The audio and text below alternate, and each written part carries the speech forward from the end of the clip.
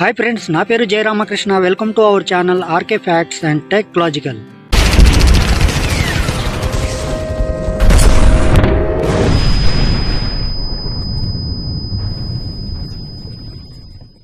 ఆర్థిక లావాదేవీలు ట్యాక్స్ ప్రాసెస్కు ఇన్కమ్ ట్యాక్స్ డిపార్ట్మెంట్ జారీ చేసిన పాన్ కార్డ్ చాలా ముఖ్యమైనది.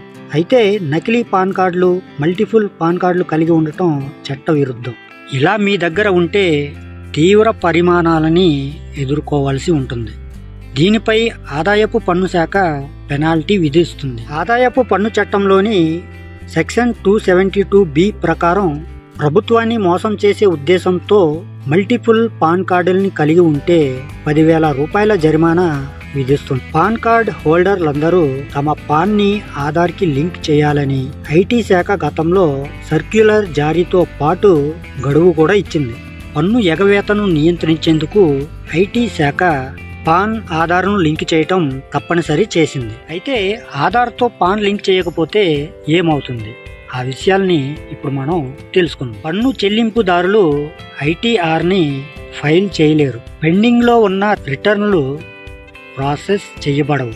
పని చేయని పాన్ కార్డులకు పెండింగ్లో ఉన్న రిఫండ్లు జారీ చేయబడవు. అలాగే టీసీఎస్, టీడీఎస్ అధిక రేటులో వర్తిస్తుంది. టీసీఎస్, టీడీఎస్ క్రెడిట్ ఫారం 26ASలో కనిపించదు. అలాగే టీసీఎస్, టీడీఎస్ ప్రమాణ పత్రాలు అందుబాటులో ఉండవు. పన్ను చెల్లింపుదారులు నిల్ టీడీఎస్ కోసం 15G/15H డిక్లరేషన్ని సమర్పించలేరు. పాన్ కార్డ్ పని చేయకపోవటం వల్ల ఎటువంటి లావాదేవీలు చేయలేము. అలాగే బ్యాంకు ఖాతాలని తెరవలేము. డెబిట్, క్రెడిట్ కార్డుల జారీ ఉండదు.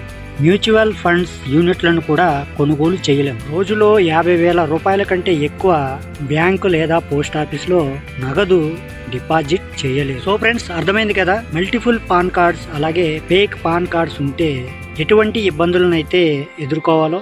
మరి నేను మీకు ఈ రోజు చెప్పాలనుకున్న టాపిక్ అయితే ఇది. ఈ టాపిక్ అనేది మీలో ఎంతమందికి యూజ్ఫుల్గా అనిపించిందో వాళ్ళు కింద కామెంట్ సెక్షన్లో కామెంట్ అయితే చేసేయండి.